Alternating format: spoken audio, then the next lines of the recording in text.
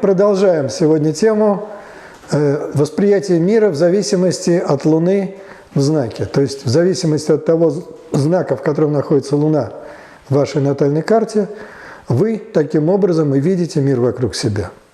Мы уже рассказали про Луну в водных знаках, говорили про Луну в земных знаках. Сегодня я хочу рассказать про Луну в огненных знаках. Огненные знаки – это Овен, Лев и Стрелец. Вот такой красивый Овен, Лев и Стрелец.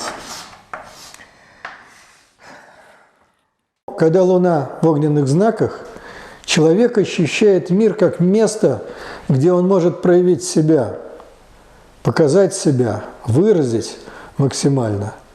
Поэтому первое качество Луны в огненных знаках – это человек с такой Луной полагается больше на себя, на собственные силы. Меньше полагается на окружающих, на связи.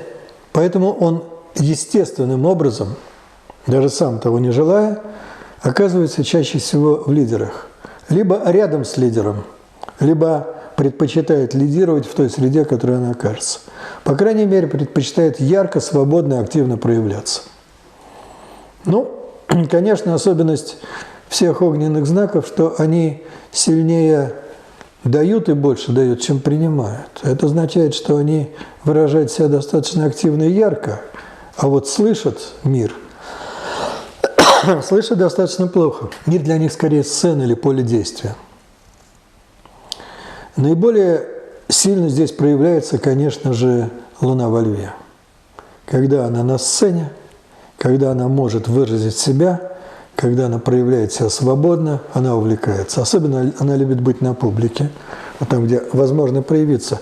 Мир для нее, скорее, она на сцене, мир – это зрители. Луна в Овне – это действие, это место, где я могу действовать, мир – поле для моего проявления. Поэтому Луна в Овне чаще всего идет активно напрямик, импульсивно, проявляет себя очень свободно и очень напористо. Луна в Стрельце, наверное, я бы сказал, самая воздушная из всех огненных. То есть она наиболее пластична.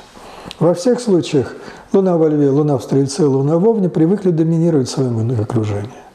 В целом мир они воспринимают позитивно. Луна в Овне больше склонна к битве, к сражению, готова дать отпор, если надо. Не так напряженно, как Луна в Скорпионе, но тоже она готова биться за свое место. А Луна во Льве и Луна в Стрельце наиболее мягко воспринимает мир. Мир – место хорошее, где я могу проявить себя так, как я хочу.